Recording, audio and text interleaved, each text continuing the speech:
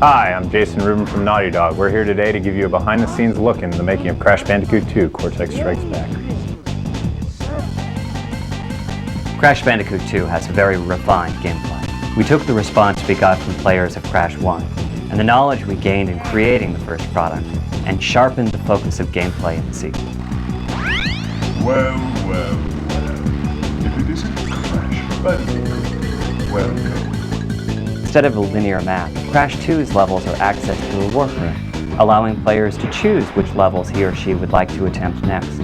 The levels are larger, with more branches, and they allow greater freedom of movement and camera control. There are far more secret areas, with over 1/3 of the game off the main path.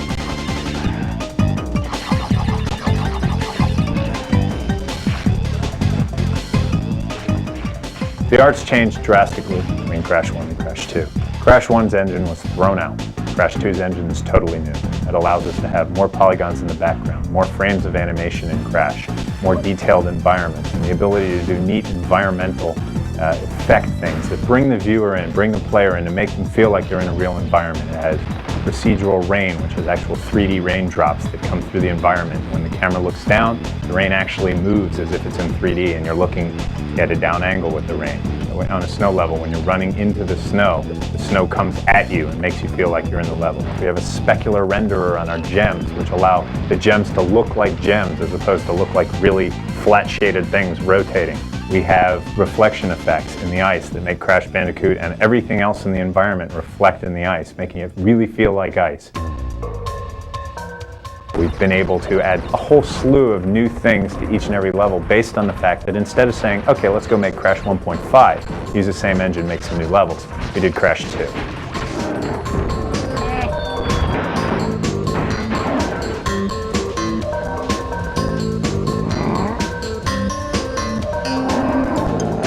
Character animations improved greatly. We have 15 times as much storage for animation in the game and over 20 times as much animation total in the game, allowing almost every death to have its own unique animation that goes along with it.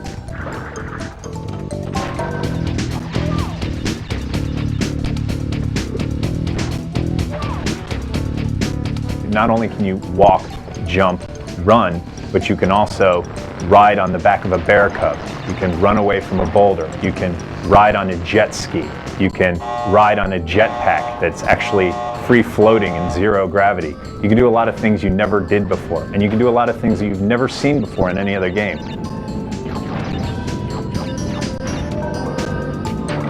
For example, there are levels where Crash can jump up in the air, spin around, and dive underground, creating a little mound, and he can then move around as this mound, getting by everything that's on the surface, but still attacking them by sticking his arm up and spinning them away.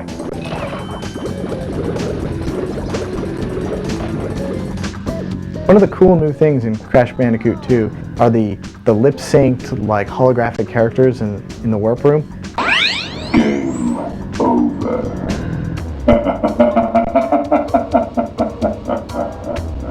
These are particularly cool because they're a combination of tons of people on the team's individual efforts. You got like animators who had to do the facial expressions, the lip syncing with the dialogue, the textures. You had programmers doing like the holographic effect, the lens flare, audio, video spooling, and lip syncing. And it all comes together and brings an artificial character to life in a way that I don't think we've seen before in video games. Another thing I'm really proud of is the way in which we utilize the resource of the CD to bring to the player levels that are probably about 10 times as large as the memory of the PlayStation.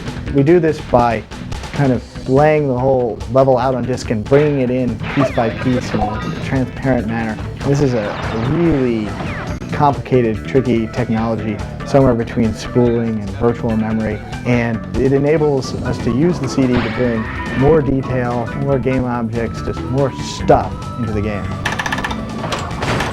Another thing we're proud of is the sheer number of polygons we muscle through the Crash engine. Just a real lot of detail on the screen, and I think that we can pretty much say that no other next generation game has as much background detail as Crash does.